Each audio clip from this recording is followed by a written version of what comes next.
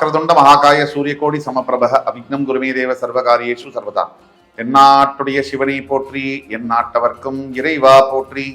அன்பர்களே நண்பர்களே, இந்த புத்தம் புதிய காணொலிக்கு உங்கள் அத்துணை பேரையும் வரவேற்பதில் மிக்க மகிழ்ச்சி கொள்கிறேன்.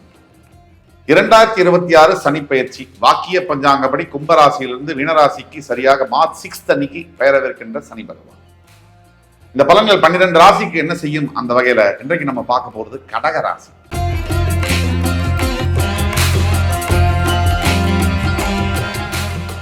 கடகராசிக்கு தற்சமயம் வாக்கிய பஞ்சாங்கப்படி அஷ்டம சனி நடந்து கொண்டிருக்கிறது. கடந்த 2.5 வருஷமா துயரத்துடைய உச்சம் கடகராசி பார்த்திருக்காங்க. இந்த வீடியோ எப்படின்னா, முதல் இந்த சனிப்பயிற்சினால வரக்கூடிய 3 பாசிட்டிவான விஷயம் என்ன, எந்த 3 விஷயத்துல கவனமாக இருக்கட்டும், என்ன செய்யணும், பரிகாரங்கள் என்ன, தெளிவா பேச போறோம். கடகராசிக்கு தற்சமயம் 2.5 வருஷம், அதாவது என்ன சொல்லுவாங்க, விதிகள் என்ன சொல்லுது ஜோதிடத்தில் அப்படின்னா, 7.5 வருஷம் சனி பகவான் 7.5 சனியில தரக்கூடிய கஷ்டத்தை மாத்திரை வடிவத்துல கேப்சூல் ஃபார்மேட்ல 2.5 வருஷத்துல அஷ்டம சனியில கொடுப்பார் அப்படின்னு சொல்லுது. சோ 2.5 வருஷத்துல, கடந்த 2.5 வருஷத்துல கடகராசி பார்க்காத பிரச்சனைகள் அல்ல.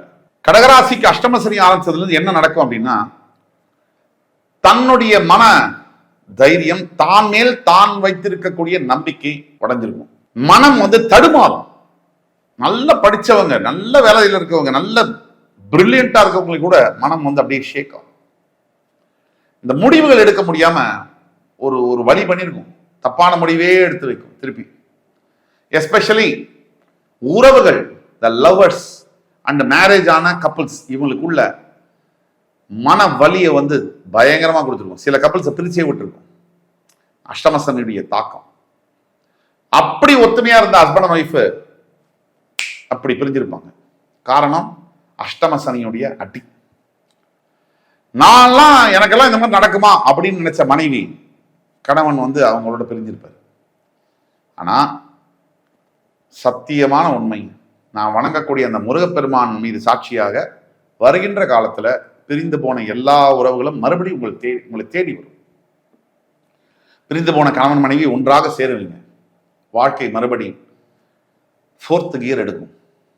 ஏன்னா அஷ்டம சனி முடிஞ்சு சனி பகவான் பாக்யஸ்தானத்திற்கு போய் அங்கிருந்து உங்களுடைய லாபஸ்தானம் என்று சொல்லக்கூடிய 11ஆம் வீடு என்று சொல்லக்கூடிய ரிஷபத்தையும், உங்களுடைய 3ஆம் வீடு என்று சொல்லக்கூடிய கன்னியையும், உங்களுடைய 6ஆம் வீடு என்று சொல்லக்கூடிய தனுசு, அந்த இடத்தையும் பார்க்கிறார்.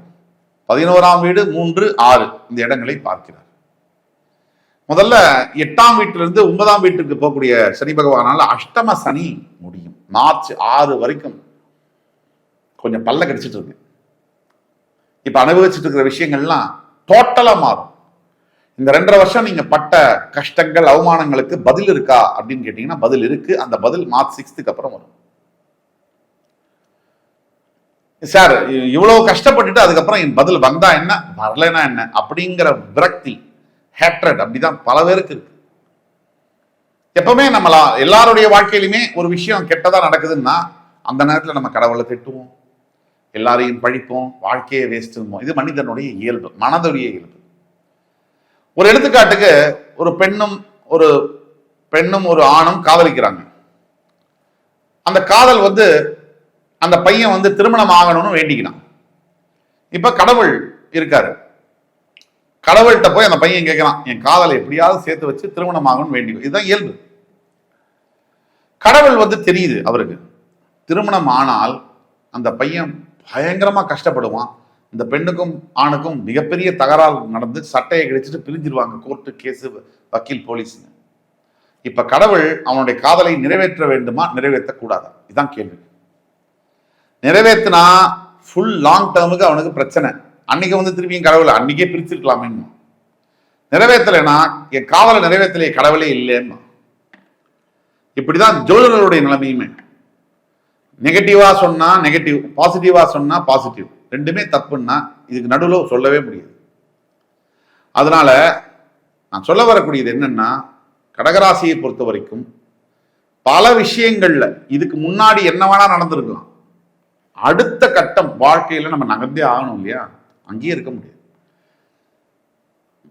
சோகத்திலேயே உலகத்திலே பெரிய சோகம் அப்படின்னு நினைக்கிறது என்ன தெரியுமா? பெற்றவர்கள் உயிருடன் இருக்கும் பொழுது தாம் பெற்ற குழந்தைகளை இழப்பதுதான். அதுக்கு மேலாம் ஏதாவது இருக்கா? பணத்தை இழந்து, வேலையை இழந்து, சொத்தை இழந்தா கூட பெற்றவர்கள் தான் பெற்ற குழந்தையை இழப்பதற்கு மேல ஒரு வலி இருக்கவே முடியாது. ஆனா அந்த வலி கூட மறையும். அந்த ஏன் மறையும்னா காலத்திற்கு அவ்வளவு சக்தி இருக்கு.